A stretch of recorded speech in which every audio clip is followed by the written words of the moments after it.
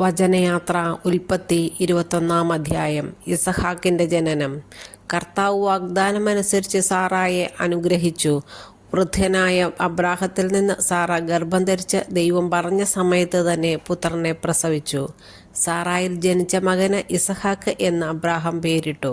കുഞ്ഞു പിറന്നിട്ട് 8-ാം ദിവസം ദൈവകൽപ്പന പ്രകാരം അബ്രാഹാം അവന് പരിച്ഛേദനം നടത്തി. അബ്രാഹത്തിന് 100 വയസ്സുള്ളപ്പോഴാണ് ഇസഹാക്ക് ജനിച്ചത്.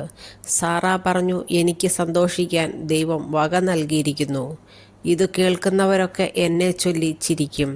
അവൾ തുടർന്നു, സാറ മുലയൂട്ടുമെന്ന് ആരെങ്കിലും അബ്രാഹത്തോട് പറയുമായിരുന്നോ? എന്നിട്ടും അദ്ദേഹത്തിൻ്റെ വയസ്സുകാലത്ത് ഞാൻ അദ്ദേഹത്തിന് ഒരു മകനെ നൽകിയിരിക്കുന്നു. കുഞ്ഞു വളർന്നു മുലകുടി മാറി. അന്ന് അബ്രാഹാം വലിയൊരു വിരുന്ന് നടത്തി. ഇസ്മായേൽ പുറന്തള്ളപ്പെടുന്നു. ഈജിപ്തുകാരിയായ ഹാഗാറിൽ അബ്രാഹത്തിന് ജനിച്ച മകൻ തൻ്റെ മകനായ ഇസഹാക്കിനോടുകൂടെ കളിക്കുന്നത് സാറ കണ്ടു. അവൾ അബ്രാഹത്തോട് പറഞ്ഞു, ആ അടിമപ്പെണ്ണിനെയും അവളുടെ മകനെയും ഇറക്കി വിടുക. അവളുടെ മകൻ എൻ്റെ മകൻ ഇസഹാക്കിനോടൊപ്പം അവകാശിയാകാൻ പാടില്ല. തന്മൂലം മകനെ ഓർത്ത് അബ്രാഹാം വളരെ അസ്വസ്ഥനായി. എന്നാൽ ദൈവം അബ്രാഹത്തോട് അരുളി ചെയ്തു, കുട്ടിയെ കുറിച്ചും നിന്റെ അടിമപ്പെണ്ണിനെക്കുറിച്ചും നീ ക്ലേശിക്കേണ്ട. സാറ പറയുന്നത് പോലെ ചെയ്യുക. കാരണം ഇസഹാക്കിലൂടെയാണ് നിന്റെ സന്തതികൾ അറിയപ്പെടുക. അടിമപ്പെണ്ണിൽ ജനിച്ച മകനെയും ഞാനൊരു ജനതയാക്കും.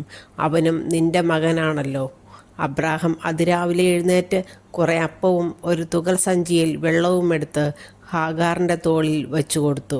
മകനെയും ഏൽപ്പിച്ചിട്ട് അവളെ പറഞ്ഞയച്ചു. അവൾ അവിടെ നിന്ന് പോയി ബേർഷബ മരുപ്രദേശത്ത് അലഞ്ഞു നടന്നു. തുകൽ സഞ്ചിയിലെ വെള്ളം തീർന്നപ്പോൾ അവൾ കുട്ടിയെ ഒരു കുറ്റിക്കാട്ടിൽ കിടത്തി. കുഞ്ഞു മരിക്കുന്നത് എനിക്ക് കാണാൻ വയ്യ എന്ന് പറഞ്ഞ് അവൾ കുറെ അകലെ ഒരു അമ്പെയ്ത്ത് ദൂരെ ചെന്ന് എതിർവശത്തേക്ക് തിരിഞ്ഞിരുന്നു. കുട്ടി ഉച്ചത്തിൽ കരയാൻ തുടങ്ങി. കുട്ടിയുടെ കരച്ചിൽ ദൈവം കേട്ടു. സ്വർഗത്തിൽ നിന്ന് ദൈവത്തിൻ്റെ ദൂതൻ അവളെ വിളിച്ചു പറഞ്ഞു, ഹാഗാർ, നീ വിഷമിക്കേണ്ട, ഭയപ്പെടുകയും വേണ്ട. കുട്ടിയുടെ കരച്ചിൽ ദൈവം കേട്ടിരിക്കുന്നു. എഴുന്നേറ്റ് കുട്ടിയെ കയ്യിലെടുക്കുക. അവനിൽ നിന്ന് ഞാൻ വലിയൊരു ജനതയെ പുറപ്പെടുവിക്കും. ദൈവം അവളുടെ കണ്ണു തുറന്നു. അവൾ ഒരു കിണർ കണ്ടു. അവൾ ചെന്ന് തുകൽ സഞ്ചി നിറച്ച് കുട്ടിക്ക് കുടിക്കാൻ കൊടുത്തു. ദൈവം ആ കുട്ടിയോടുകൂടെ ഉണ്ടായിരുന്നു. അവൻ മരുഭൂമിയിൽ പാർത്തു. അവൻ വളർന്നു സമർത്ഥനായൊരു വില്ലാളിയായി തീർന്നു. അവൻ പാരാനിലെ മരുഭൂമിയിൽ പാർത്തു.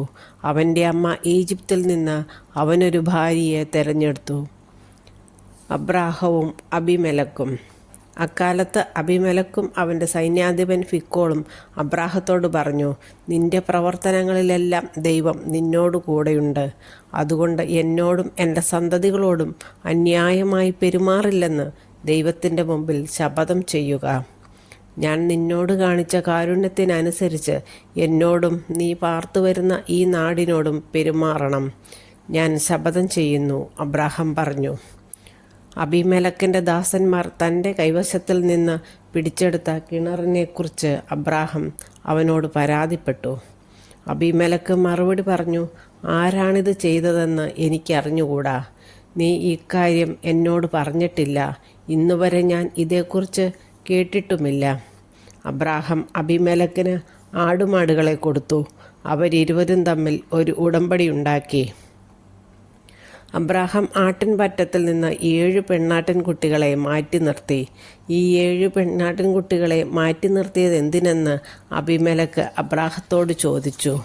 അവൻ പറഞ്ഞു, ഞാനാണ് ഈ കിണർ കുഴിച്ചത് എന്നതിന് തെളിവായി ഈ 7 പെണ്ണാട്ടിൻകുട്ടികളെ സ്വീകരിക്കണം. ആ സ്ഥലത്തിന് ബേർഷബ എന്ന് പേരുണ്ടായി. കാരണം അവിടെ വെച്ച് അവർ 2 പേരും ശപഥം ചെയ്തു. അങ്ങനെ ബേർഷബായിൽ വെച്ച് അവർ ഒരു ഉടമ്പടിയുണ്ടാക്കി. അത് കഴിഞ്ഞ് അബിമെലക്കും സേനാധിപതിയായ ഫിക്കോളും ഫിലിസ്ത്യരുടെ നാട്ടിലേക്ക് തിരിച്ചുപോയി. അബ്രാഹാം ബേർഷബയിൽ ഒരു ഭാനിക വൃക്ഷം നട്ടുപിടിപ്പിക്കുകയും നിത്യദൈവമായ കർത്താവിൻ്റെ നാമത്തിൽ ആരാധന നടത്തുകയും ചെയ്തു. അബ്രാഹാം ഫിലിസ്ത്യരുടെ നാട്ടിൽ വളരെ കാലം താമസിച്ചു.